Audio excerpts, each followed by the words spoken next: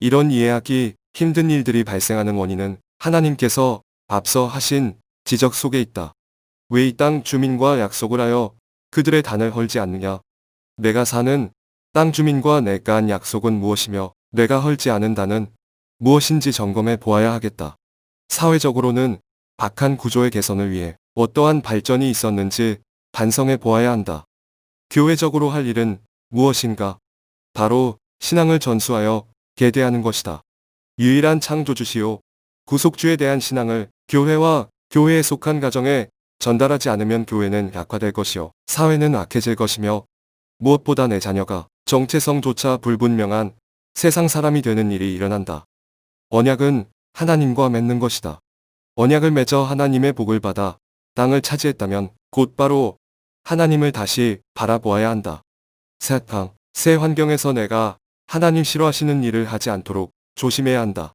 무서운 것은 하나님께서 하신 일을 알지 못한 이스라엘 자손은 그분의 눈앞에서 악을 행하여 하나님이 아닌 것들을 섬겨 참 하나님을 버리고 하나님 흉내만 내는 거짓 신들에게 절하여 그분을 진노하시게 하고 있다. 하나님의 진노를 받은 백성은 적들에게 노력당하고 대적들을 만나도 그들 앞에서 패주하게 된다.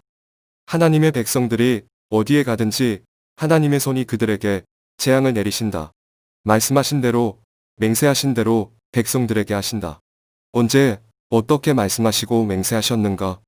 내가 정하여 준 규례를 지키지 않고 내가 세워준 법도를 싫어하여 나의 모든 계명을 그대로 실천하지 않고 내가 세운 언약을 어기면 나는 너희에게 다음과 같이 보복하겠다.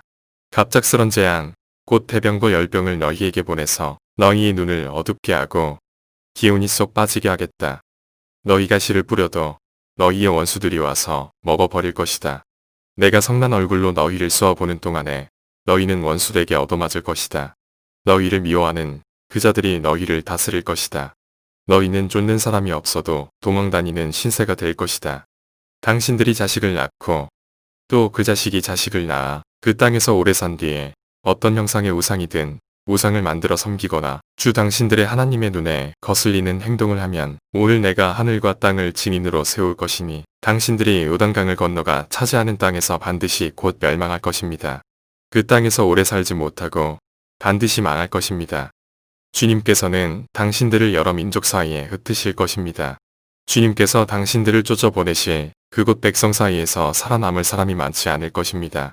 당신들은 거기에서 사람이 나무와 돌로 만든 신, 즉 보지도 못하고 듣지도 못하고 먹지도 못하고 냄새도 맡지 못하는 신을 섬기게 될 것입니다. 주 하나님이 약속하신 모든 선한 말씀을 여러분에게 그대로 이루셨지만 그 반대로 주님께서는 모든 해로운 일도 여러분에게 미치게 하여 주 하나님이 당신들에게 주신 이 좋은 땅에서 여러분을 없애버리실 수도 있음을 명심하십시오.